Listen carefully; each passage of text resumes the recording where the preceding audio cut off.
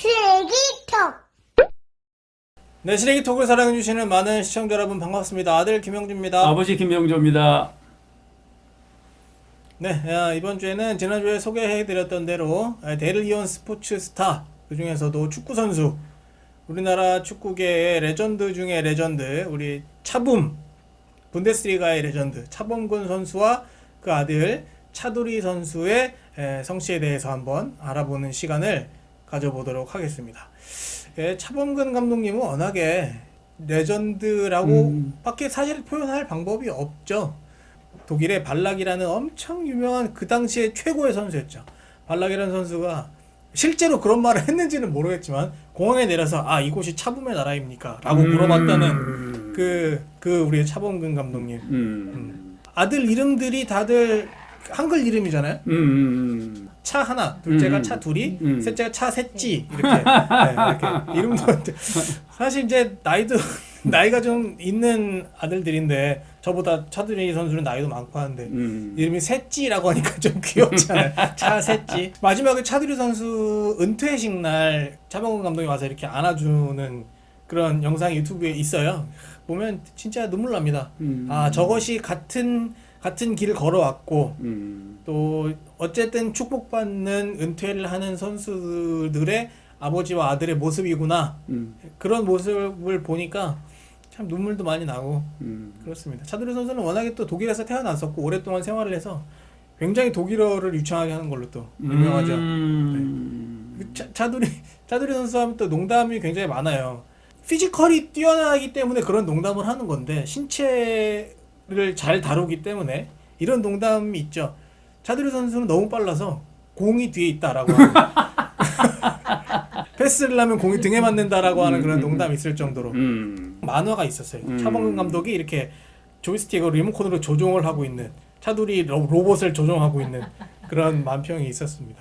네, 두 분 다 우리나라 축구계에 큰 영향을 미쳤던 우리 차범근 감독님과 차두리 선수의 어떤 차시죠? 연한차시인데 네, 연한차시인데 연한차시에도 부자간에 아주 대기록이 있는 분인데 한국의 삼소라고 불리우는 삼소가 이제 중국의 소순, 소식이 바로 소동파, 네. 그다음에 소철, 소순 그리고 아드님인 소식과 소철 이 세 분이 문장이 아주 대문장 가지는 소동파를 생각하면 그 동방의 삼소 집안이 바로 차씨 집안인데 아버지 차식이라는 분이 계셔. 수레차변의 법식자를 쓰는 차식이라는 분은 문과에 급제를 하고 홍문관 교리도 지내시고 군수를 지내신 분인데 아주 대문장가. 벼슬보다는 학문 쪽에 관심을 기울여서 높은 벼슬을 하지 않았지만 문장이 뛰어난 분이고 이제 그 아드님 중에 차을로, 차철로, 차울로가 있는데 특히 차철로와 차울로 그 두 아드님이 아주 삼소에 뽑히는 분인데 우선 차철로라는 분은 서경덕, 박연폭포, 황진이 이게 송도 삼절인데 그 송도 삼절 중에 하나인 서경덕 선생의 제자로 이제 문과에 급제해서 이제 홍문관 교리 그러니까 그렇지 않아서 정승 두 번보다 홍문관 교리 한 번 하는 게 낫다 이런 얘기를 했는데 아버지 차식이라는 분도 홍문관 교리를 하고 또 인양반도 홍문관 교리를 지낸 양반인데 차두리가 독일어에 능통하다고 그랬지 않았어. 인양반은 중국어에 능통을 해. 특히 또 문장을 잘 지어가지고 우리나라에서 중국으로 보내는 모든 그 외교문서를 이 양반이 다 담당을 해가지고 중국 사람들이 놀랬대. 이런 문장을 어떻게 동방에서 지을 수 있느냐고 그래가지고 동방의 문사다. 그럴 문자에 선비사자 동방문사라고 칭호를 받는 차철로라는 분은 아까 이제 송도 삼절이 여러 가지가 이제 절이라는 게 뛰어나다라는 뜻이야. 그렇죠. 뛰어나다, 절창고, 뛰어나게 노래를 잘한다 이런 뜻인데 그러니까 시에는 바로 이 차철로, 그 다음에 글씨에는 한석봉, 그 다음에 문장에는 최립. 그래서 송도 삼절, 또 다른 송도 삼절 중에 한 분이 바로 그 차철로야.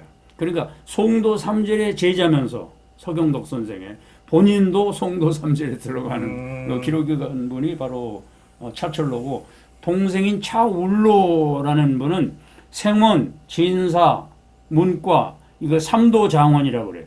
생원시에도 장원하고 진사시에도 장원하고 문과에도 장원급제하고 이율국 선생님 부도 장원을 한 거를 이제 부도라는 게 타임스 몇 번을 얘기해. 그 법도자인데 도자에 여러 가지 뜻이 있어가지고 3번이나 장원을 한 천재인데 이 양반은 뭐 유학, 불교, 천문, 지리, 그 역학 분야, 특히 주역에 능통해가지고 동방의 소강절이다. 소강절이라는 분이 명심보감의 소강절 선생 글이 아주 많이 맞아요. 나오는데 동방의 소강절이라고 하는 칭송을 받을 정도로 아주 대문장가야. 그래서 아버지 차식이라는 분도 홍문관 교리, 형 차철로도 홍문관 교리, 인양반도 홍문관 교리를 했어요.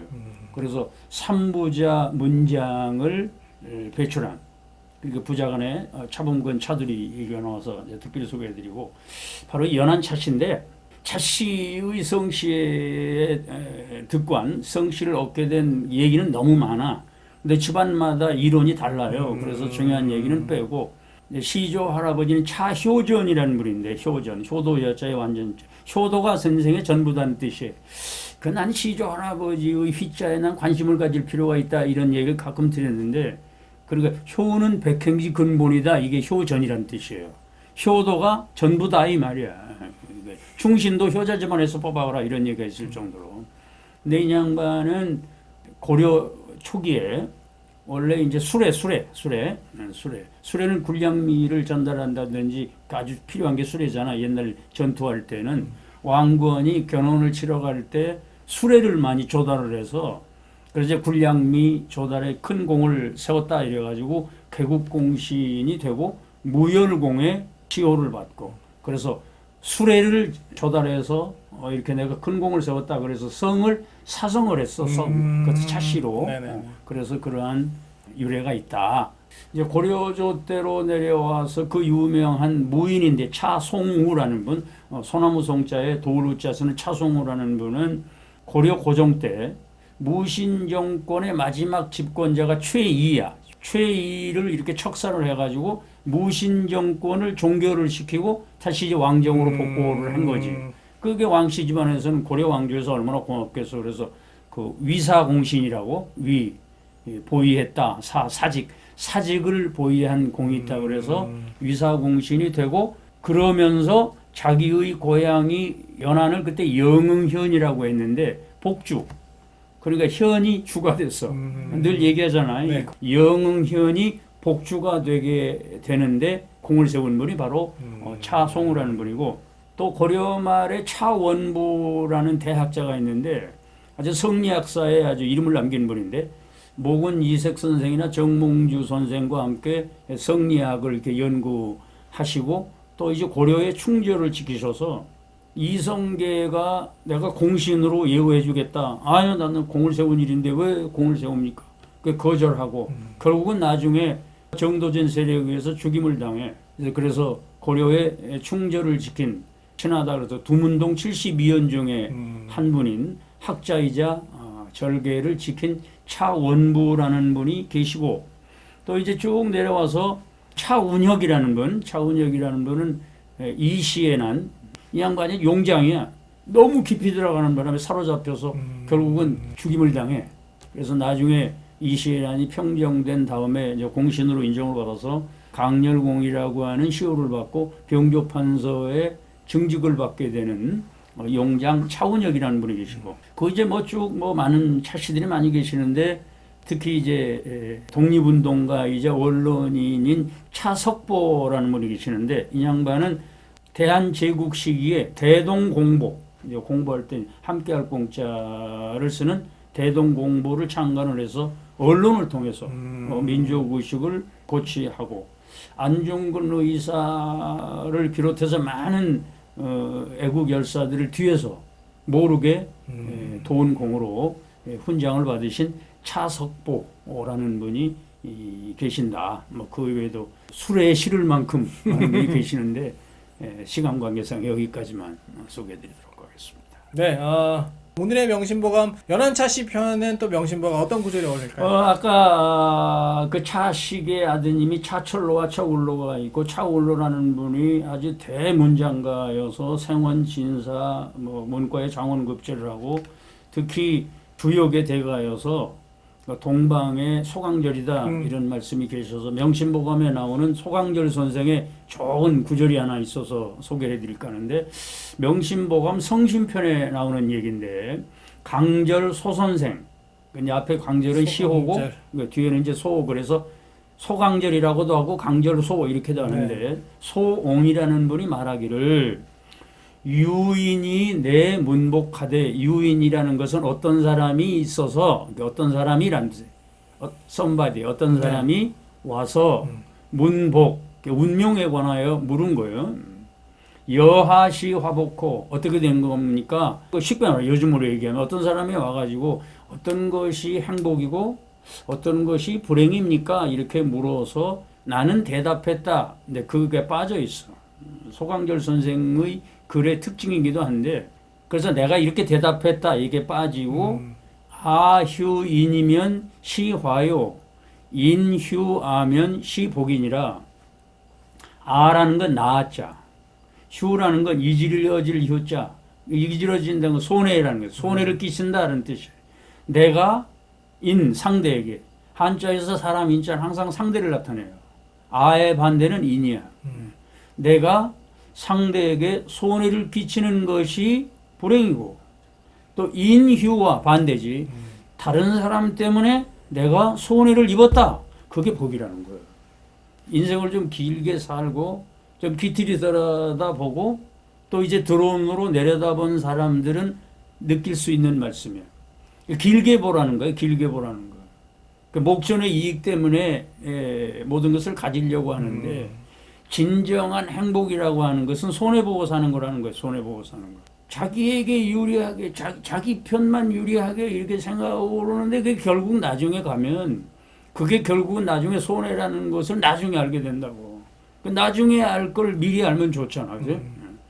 다른 사람 때문에 손해를 보는 것 그것이 일시적으로는 참 뒤처지고 경제적으로 손해가 있는 것인 줄을 알지만 먼 훗날 이렇게 넉넉하게 바라봤을 때는 그것이 진정한 행복이어서 그래서 생긴 말이 흘휴시복이라는 거예요. 흘이라는 것은 이제 먹는다, 감수한다라는 뜻, 감수한다. 휴라는 건 손해를 감수하는 것, 손해를 받아들이는 것이 복이라는 거예요. 양보하는 것, 천천히 가는 것, 늦게 가는 것, 돌아가는 것, 이것이 진정한 도라는 거예요, 도. 네, 그렇습니다. 여러분들 손해보고 사십시오.